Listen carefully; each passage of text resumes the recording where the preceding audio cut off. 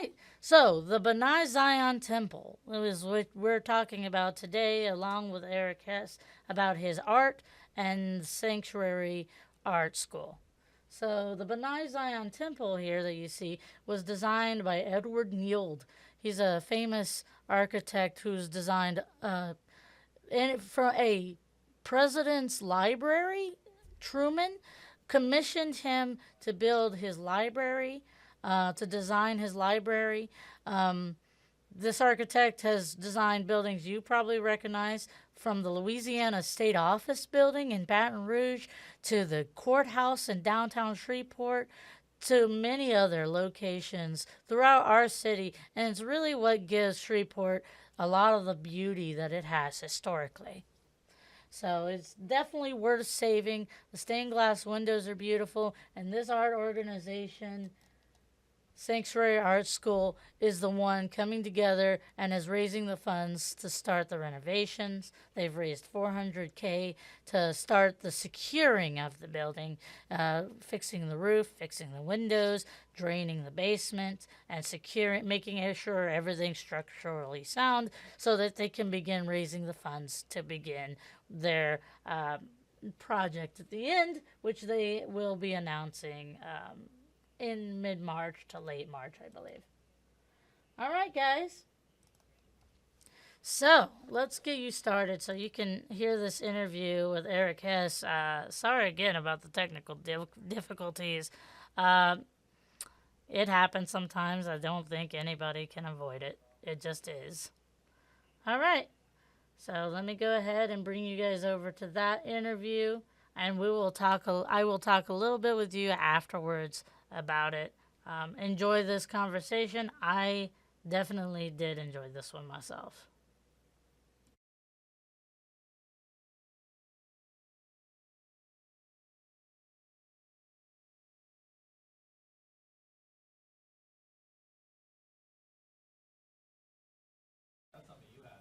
Hello, I'm Brittany Hazelton, and this is Architects Artistry, where we explore the arts in our area.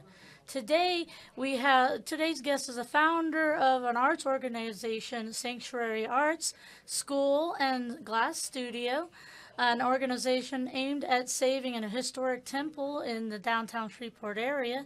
Go ahead and introduce yourself. Hi, I'm Eric Hess, and I'm the CEO and Artistic Director for Sanctuary Art School, and underneath our umbrella is Sanctuary Glass Studio, SAS Gallery, and Sanctuary Paint Party at the Boardwalk, and we are restoring the historic B'nai Zion Temple on Cotton Street in downtown Shreveport. And that's right next to Shreveport Regional Arts Council's building. If anybody hasn't seen it, near the Fairmont Providence Park. House. Yeah, so if you'll probably recognize it if you've been down to Shreveport, in downtown Shreveport enough. It's a beautiful building, and so you have plans to save it. And in your words, why is it important to save this building and other buildings like it? Well, what's a shame is what's happened in the past is a lot of the historic buildings were torn down, especially in downtown area. So this is one of the few remaining largely significant architectural buildings. It's on the National Historic Register. It's on the state registry, and also listed as one of the most endangered buildings in Louisiana. Its architect is a very famous architect, Neil, who worked for Somdahl and Associates Architects. And he actually, I think he did one of the libraries for one of the presidents. I can't remember, it was Hoover or one of them. So he's well known, but also it holds great significance as a Jewish synagogue. Of course, we're going to transform it into an arts center for Shreveport, but there's some history there as far as its significance for that community. That's great. Like you were saying, many of these historic buildings have been torn down or left to waste to the point that their roofs collapse, or the building's walls collapse, and it basically becomes, just in ruins when we could have preserved those histories. So I'm very thankful for your organization and saving this temple, because it is a beautiful temple. And I noticed from pictures I've seen in the past and ones you've shown me that it has beautiful stained glass windows. Do you have any background on who created those? Yeah, so there was a lot of debate initially, but we worked very closely with Rabbi Jana at the synagogue, which is right off of Uri on Southfield. And we were able to get into the archives. So there's a sign in front of the building that one of the former owners put up saying the stained glass windows were created by Lafarge, who was the main competitor for Tiffany. But upon getting into the archives, we find that is not the case. Oh, They were actually created by the St. Louis Stained Glass Company, which has been out of business for 40 years. But they're still very valuable. But yeah. they would have been way more valuable if Oh, Lafarge did it. it There would. is some question, though, that the hand-painted portions of the windows could have come from Lafarge's shop. Interesting. So we're trying to research further and get in touch with nationally with some specialists in the stained glass field to find out if the painted sections was something that would have been done by Lafarge. Okay, that'd be interesting. That'd be interesting to find out. Either way, they're very beautiful. Yes, No they matter are. who did it, they're beautiful. Part of the historic building itself. I'm glad that they are still intact as much as they are Yeah, there's because a few breaks, but we had a glass archivist come down, and she said it would be pretty easy to duplicate the broken sections and restore it, and people would never know. okay, Yeah, that's some good. kids threw some rocks. Yeah. Oh, yeah. It's about 6 or 7 spots where we have to repair. Okay, well, at least it's not like, it's not horrible destruction. Right. Yeah, it could have been a lot worse. I'm glad they're mostly intact and fixable. Um, so, you said you plan on having an arts center there. It's going to be part of the arts district, Right. uncommon district Yeah, so we're there. not going to announce until the end of March. We're announcing our capital campaign Okay, to raise the additional money to fix the building. Recently, we were given a $400,000 HUD grant, nice. and that was to secure the building, fix the roof, the windows. And if people drive by, they're seeing work on it, on the windows happening right now. Nice. And then we drain the basement because it's flooded and seal it. That way it secures the building. We then announce the capital campaign. At the time of the announcement of the capital campaign, we will announce what's going to be in the building. It will be arts related. Okay. We just want to keep it a secret until then. That's exciting. Yes. I'm always for anything extra arts here. Right. I have a deep passion for it, and it's good to hear that that building. I've always admired that building. Architecturally, on the outside, it's beautiful, and now that arts, whatever arts it is going to be related to, I'm excited for. Yeah. So let's move on and let's speak on sanctuary arts and glass. How did it get started? Right, so when I finished my Master of Fine Arts, myself and Frank Thaxton put up the money to start a glass blowing studio at the Red River Brewery, and that's how we founded it. And we were fortunate to have really good people working with us that cared about glass arts. And so Jim Malsh, who has since passed, he was like an angel, and he allowed us to be in the space for free Oh, about 2 years. So that enabled us and helped get us established. So most people know Sanctuary Glass Studio because we do create your owns, yeah. where you can come in with family or date night. You can come in as an individual. We do lots of Christmas parties and birthday parties where all the kids or adults get to create their own glass while they enjoy food in the party room. So it's a very unique way to celebrate. So that's how we started, because we wanted a income stream. Yeah. So by the time we got into the building, we had income coming in so that we can maintain programming. So that's how we started it. And then eventually we wanted air conditioning because it was pretty hot. So we moved to next door to Aurora Borealis on Lake Street, and we've been there ever since. It's a beautiful historic building. Oh, nice. Everybody that comes and does birthday parties or events just rave about how cool it is. And it's a really cool, vibey place, and we have lots of lights, and we have a paper mache moose on the wall. And, I mean, it's just really cool, and the kids love it. And then we started to see that there was a need for a first-class gallery. Oh, yeah. And that's when you started SAS Gallery. So Gallery. SAS stands for Sanctuary Art School. So it's Okay. SAS Gallery, GALLERIE.com, spelled the French way. And that way because a lot of artists was like, we don't have places to show our artwork. And then other people said, we never see any artwork outside of Shreveport. So it's kind of a mix. So we're bringing higher end artwork to Shreveport. It's at the Louisiana Boardwalk, open Tuesday through Sunday.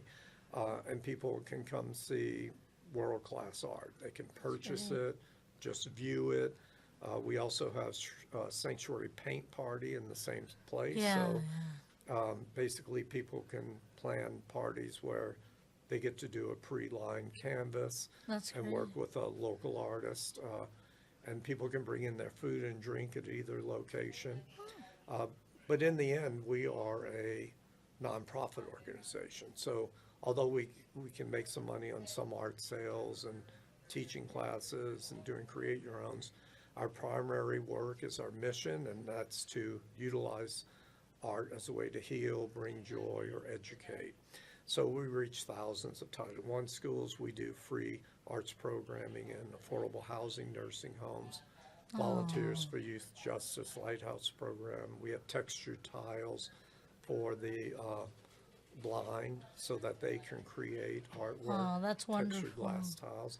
We have the military with PTSD, our Glass Warrior program. So we work with a therapist on the base, and she utilizes glass blowing as part of their therapy.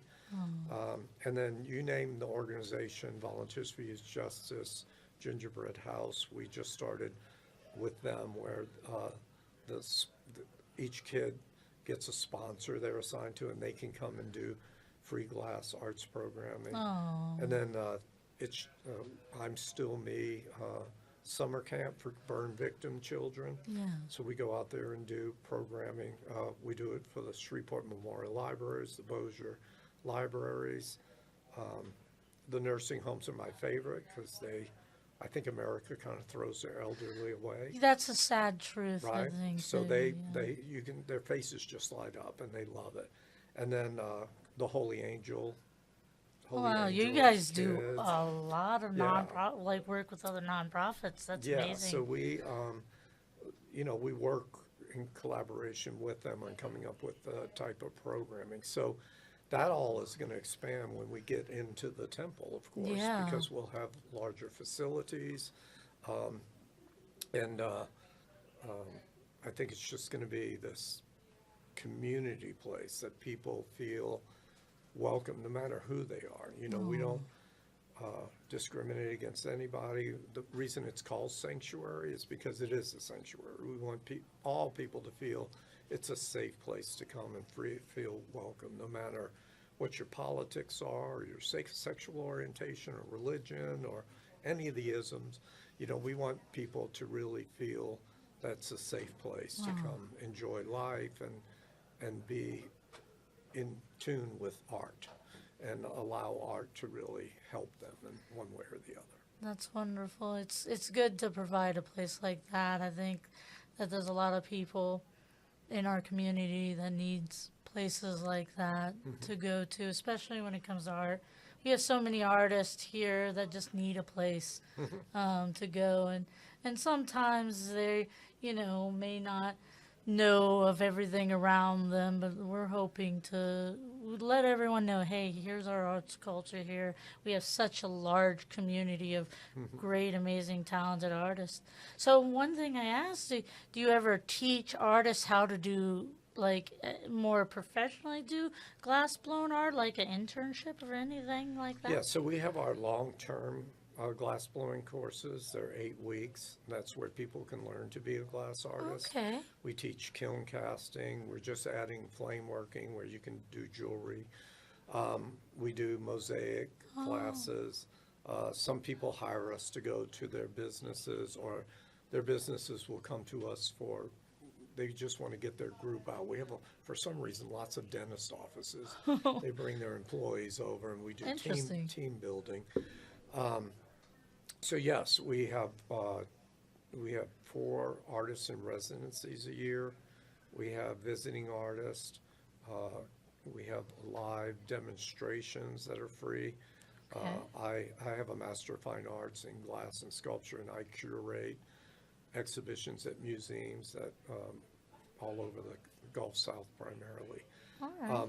So we have a artist entrepreneur program where we take 2 artists under our wings every year, and we teach them how to market their artwork, their website, artist statements, all of those things. And then we connect them with gallery owners and people to effectively launch their career as That's artists. great. I like that you guys, like, not only are you teaching them, but you're helping, giving them that kickstart to things. That's awesome. Right, because what we've discovered in Shreveport is, yes, there's a lot of artists, but many of them have talked to me and they said, we just don't have access to higher end classes Yeah. are being taught. So, and I'm not going to give it away, but part of the new building is going to address that Okay. also. So the goal is to really also attract artists from outside to move here Oh, yeah. because of the facility we're building and create something that is very unique. And I think the community will embrace it once it opens. Yeah. First of all, the building is so spectacular. When you're standing in the middle of that sanctuary with these incredible stained glass windows, I mean, you just want to visit it because of the building. It's almost a spiritual place. Right. And of course, we can rent it out for Really weddings, and corporations can rent it out for events and Christmas parties, the sanctuary part of the building. Yeah. But yeah, so I mean, the goal is really to work with the Shreveport Regional Arts Council and the Bossier Arts Council, They're both wonderful and organizations. coordinate with them and, you know, try to collaborate, right? So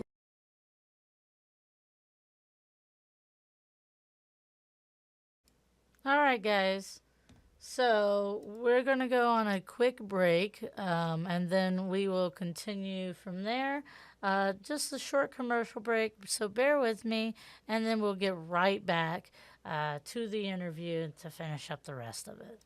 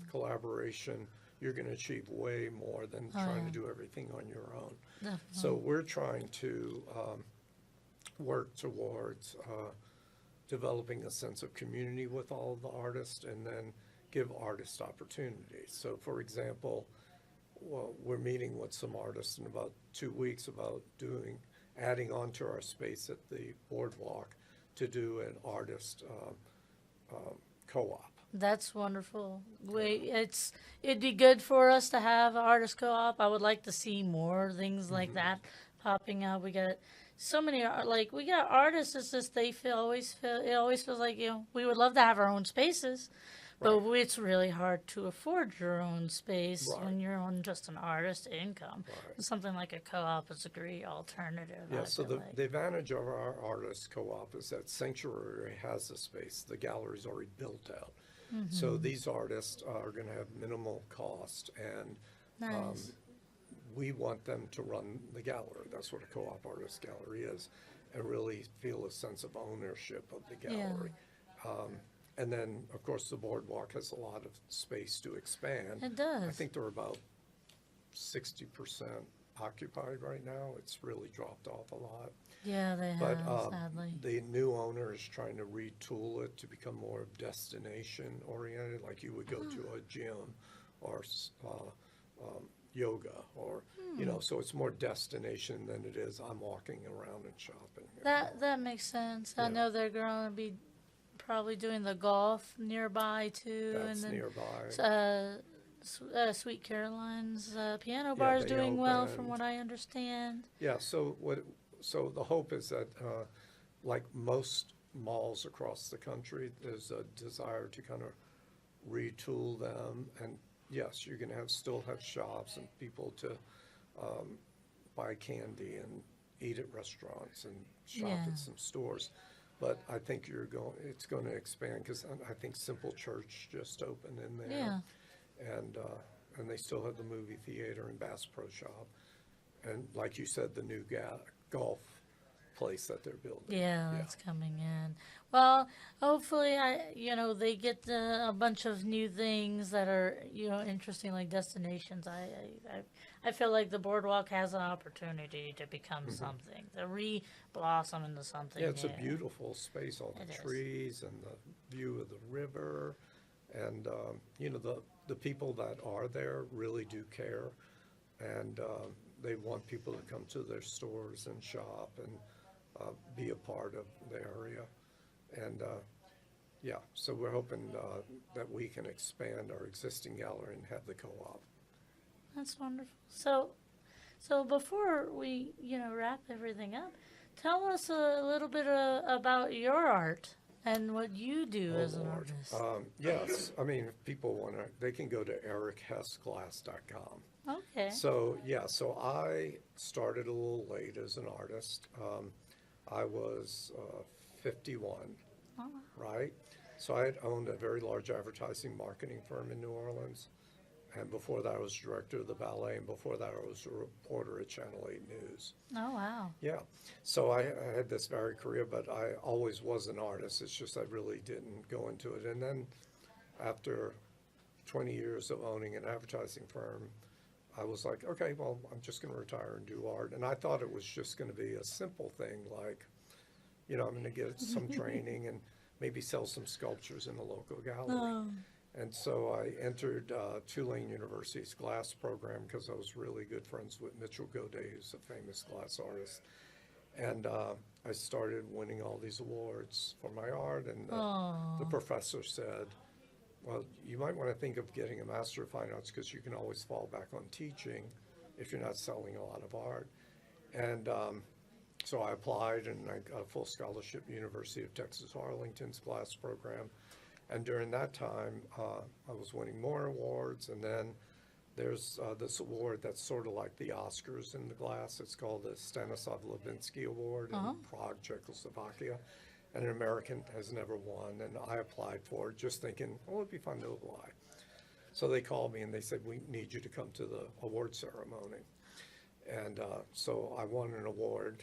And then after that, museums started calling me. Now I'm in museums all over the place. I mean, it's That's crazy how it amazing. just kind of exploded, right? That's And then I amazing. started curating at galleries and yeah, a lot of solo exhibitions. So I primarily deal in glass, but I also deal in steel and wood and other kind of mixed media. But if they go to erichessglass.com, they can, just see the CV and Certainly, everything all the words you speak to the amount of talent you must have.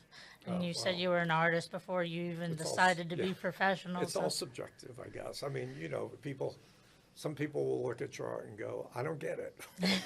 that's the truth. Yeah, the Yeah. stuff I do in museums is conceptual art. And then other people will go, that really touched me. I mean, a lot of my art is very personal to me.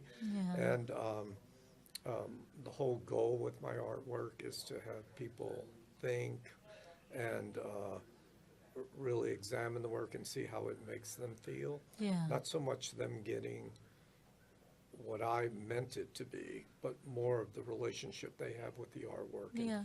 building their own narrative. Yeah, because we can have our own personal feelings about a piece, but really what matters when it's in a gallery or it's in a public space for someone to see, it really is like, was it sparking for that person? What is that person feeling when they see Right. it? What memories or does it pull up for them? And Yeah. I think that's really what sparks people into buying our art, right? Is what kind of memory or personal feeling did they get Right, from so it? I always tell people that collect art, you, maybe you want to collect all Southern art, maybe you want to collect art about architectural buildings or photography. The key Yeah. is you have to live with it, so Yep. you have to really like it. But dealing with that emotional response. So one of my pieces was a 45-inch by 2 foot by 2 foot block of cement with my father's belt in it Oh because he wow. was abusive and the belt was I his see. primary tool. So I embedded that in cement, and the whole idea was, it couldn't be used for that purpose anymore, right? It was captured. But what I loved about it, when I didn't let people know it was me, when I was in the gallery, would listen to them. And some people identified it as them having a battle with weight, losing weight, gaining weight, and all that. And they saw the belt as kind of like a measurement. And others saw it as a memorial to a father. So Yeah. that's what's really lovely about the conceptual art is that, I've had people come in and cry with that piece, Yeah. because, they had gone through similar things that I did and they could relate. So a lot of my work really deals with that, is try to get people to really become connected with it, emote, and develop a narrative and kind of walk away and feeling that was somewhat significant. And then you can go knowing you've impacted people Right. every time you have a Right. show like that. Oh, and I did want to say that we are taking donations. The Shreveport Community Foundation of Northwest Louisiana, I think it's called, they have a fund set up for Save the B'nai Zion Okay. Temple. So you can go there, but if you forget that, and you can always call us on sanctuaryglassstudio.com's website. My personal cell phone number's on there, call me. If people want to volunteer, we need volunteers to help us with the B'nai. That's going to take a village, right? It's going to Yeah. be $7 million we have to raise. So we need as much help as we can. And It's a good cause, I yeah, feel like. so we really want people to, on Facebook, they can follow Save the B'nai Zion Temple Facebook page too. Well, I'm glad that you guys are getting started on that. I look forward to seeing everything when like you guys are really finishing up. Like we'll have to talk again. I want to tour the building when we get Yeah, there of course. 'cause I And would we'll love bring to the see. cameras there. Yeah, we'll bring the camera there. That's amazing.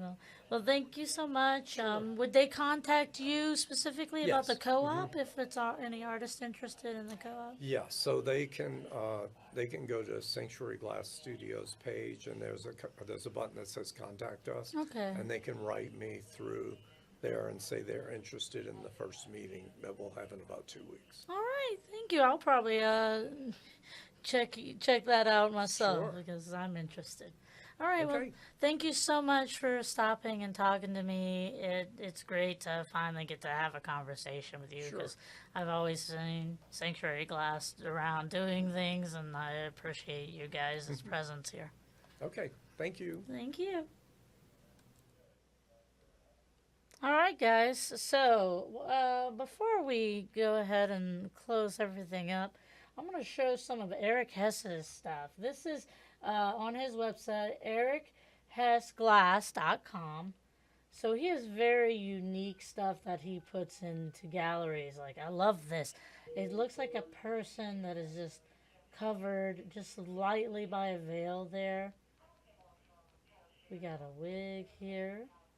This is interesting glass. It looks like, at one point it looks kind of like a sign hanging, but then it is also using play on shadows, and this is interesting. I think that might be rocks. And he plays a lot with shadows from what I'm noticing here, and using the metal structures and glass that he makes. Here's the one that he was speaking of, the belt encased in cement, and a reflection of his abuse that he underwent. And I could see how people could also assume that this has to do with weight. But a belt, we always do think kind of our fathers, because they always had the belts when they went to a job or they're. So it's just kind of always that. Here's a little video that's really cool. Love the way the glass rolls and the colors just seem to. It's almost like a video, it's like the glass itself is a video of like waves of water. That's amazing.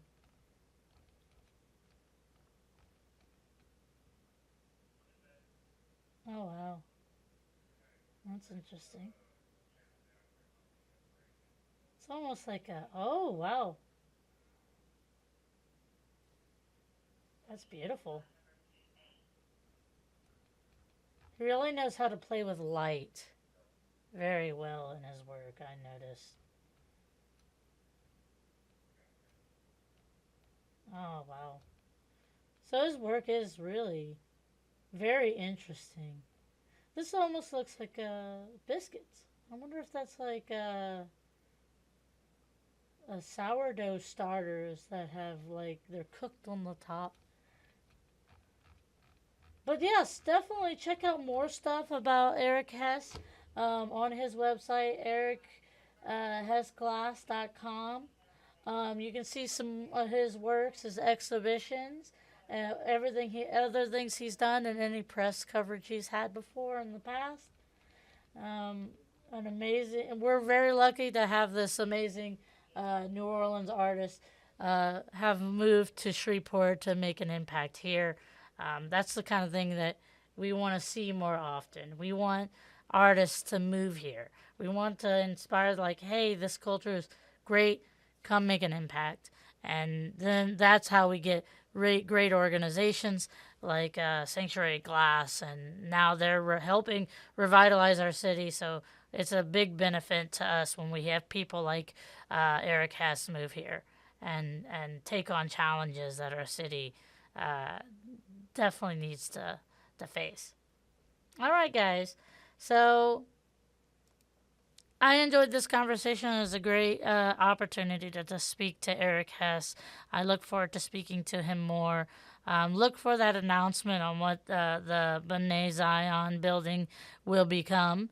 Likely KSLA itself would be covering that, so keep an eye out on the local news.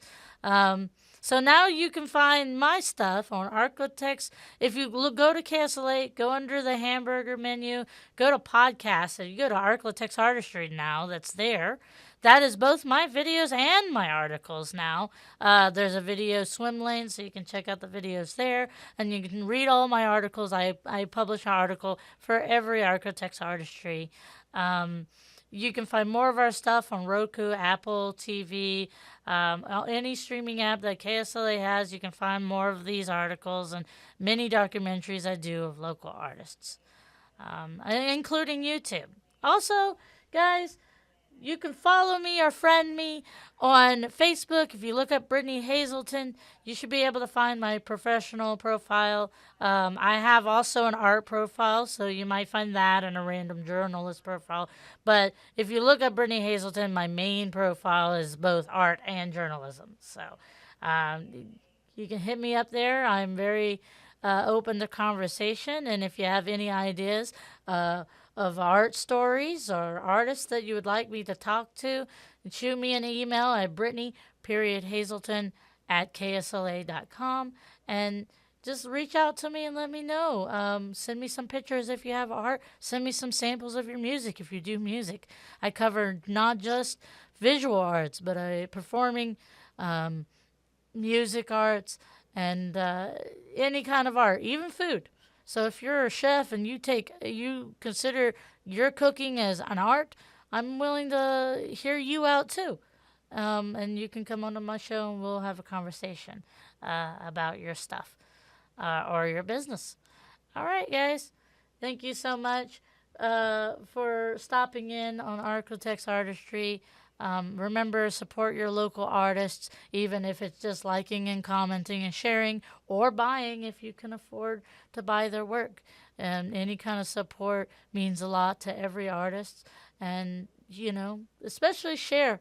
Share their work, share their events. If you can go to their openings, go to their openings. The openings are free. And then you get to see cool art. You can get to mingle and make new friends. And it's worth it. You can get involved in the art community. All right, guys. You take care, and thank you again.